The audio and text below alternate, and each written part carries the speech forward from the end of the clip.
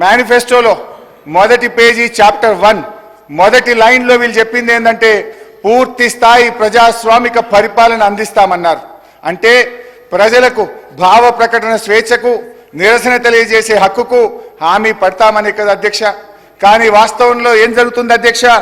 City central library Rahul Gandhi గారు city central లైబ్రరీకి పోయి ఎన్నికల ముందు మెట్ల మీద కూర్చొని మీకు 2 లక్షల ఉద్యోగాలు ఇస్తామని, మీకు జాబ్ క్యాలెండర్ ఇస్తామని స్వయంగా ఆయన హామీ ఇస్తే జరిగింది ఏంది అధ్యక్ష?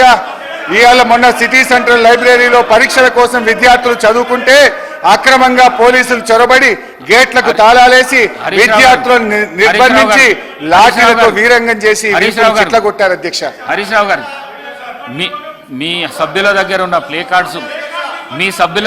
ప్లే కార్డ్స్ బయటికి పంపిస్తేనే సభ నడిపిస్తా, లేకుంటే నడిపియా.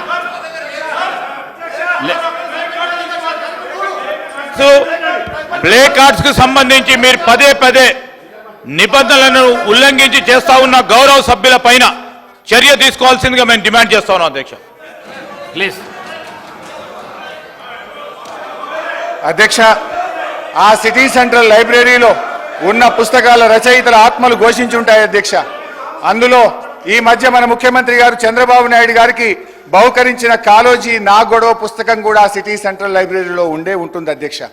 రేవంత్ రెడ్డి గారి ప్రజాపాలన ప్రతాపం చూసి పాపం కాలోజీ ఆత్మ ఎంత తల్లడిల్లిందో, కాలోజీ నా గొడవ ఎంత ఘోషించిందో అధ్యక్ష. నడి రోడ్డు మీద నిరుద్యోగులపై లాఠీలు జులిపించడమే మీరు చెప్పిన పూర్తి స్థాయి ప్రజాస్వామ్యమా? ఆర్ట్స్ కాలేజీలో జరుగుతున్న లాఠీ చార్జీని చిత్రీకరిస్తున్న జర్నలిస్టును అసభ్య పదజాలంతో బూతులు తిట్టి కొట్టడమే నా కాంగ్రెస్ మార్కు ప్రజాపాలన? అంగన్వాడీలను, ఆశా వర్కర్లను తమ డిమాండ్ల సాధన కోసం రోడ్డెక్కితే అణచివేత, ప్రతిపక్ష కార్యకర్తలపై ప్రతీకార దాడులు, మొత్తం మీద కాంగ్రెస్ పార్టీ తెచ్చిన మార్పు ఎట్లా ఉందంటే విద్యార్థినీలకు ఇస్తామన్న స్కూటీలలో లేదు, పోలీసులు విచ్చలవిడిగా ప్రయోగిస్తున్న లాఠీలా ఉంది అధ్యక్ష. హరీష్ రావు గారు కన్క్లూడ్ చేయండి, టైం అయిపోయింది, కన్క్లూడ్ చేయండి సార్. అట్లా కాదు సార్, ప్లీజ్ 15 నిమిషాలు అధ్యక్ష.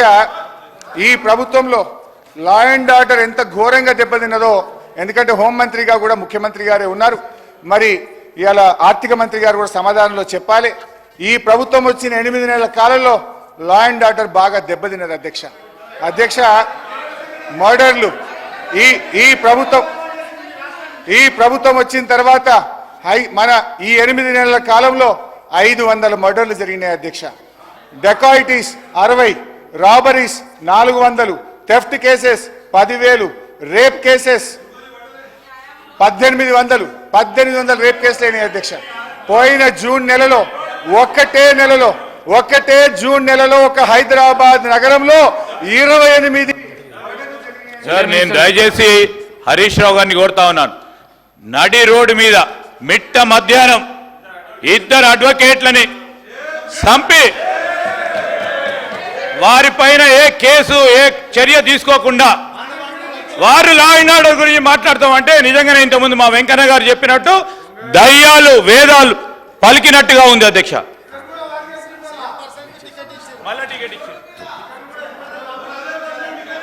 అధ్యక్ష కన్క్లూడ్ చేయండి ప్లీజ్ సార్.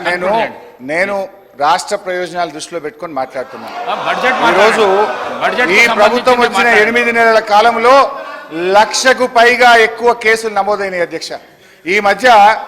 ఈ మధ్య ఒక అమ్మాయి పోలీస్ స్టేషన్ కోసం, ఒక ఆడబిడ్డ ఆటో ఎక్కి పోలీస్ కంప్లైంట్ ఇవ్వడానికి పోతే ఆ ఆటో వాళ్ళు కారులో ఎక్కించి గ్యాంగ్ రేప్ చేశారు అధ్యక్ష.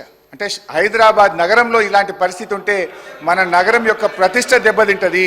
దయచేసి ఆలోచించండి. నేను ఇంకో మంచి ఎగ్జాంపుల్ కూడా చెప్పాలనుకుంటున్నా అధ్యక్ష, ఒక్క నిమిషం. ఈ మధ్య ఒక మంత్రి గారు, నేను పేరు చెప్పను కానీ, ఒక మంత్రి గారు రాత్రి 10:30-11 గంటలకు వారి బిడ్డ ఐస్ క్రీమ్ తినాలనుకుంటే మంత్రి గారు వారి బిడ్డ ఐస్ క్రీమ్ కొనుక్కుందామని హైదరాబాద్లో బయటకు పోయిందట. బయటకు పోయి ఐస్ క్రీమ్ కొనుక్కుందామని తిరిగితే ఏడ చూసినా షాపులు బంద్ ఉన్నాయట హైదరాబాద్లో. అన్ని షాపులు బంద్ ఉంటే తిరగంగా రోడ్డు మీద ఒక ఉత్తరప్రదేశ్ ఆయన అదే చిన్న బండి ఐస్ క్రీమ్ బండి పోతుంటే ఆడ ఆపుకొని ఐస్ క్రీమ్ కొనుక్కొని ఏమైందో ఆయన దుకాణాలు బంద్ ఉన్నాయంటే, ఈ గవర్నమెంట్ వచ్చినాక ఏమైందో ఏమో మేడం, ఏమైందో ఏమో పోలీసు వాళ్ళు లాఠీ చార్జీలు చేస్తున్నారు, 10కే దుకాణాలు బంద్ చేస్తున్నారని ఆ మంత్రి గారికి ఆ ఐస్ క్రీమ్ బండి ఆయన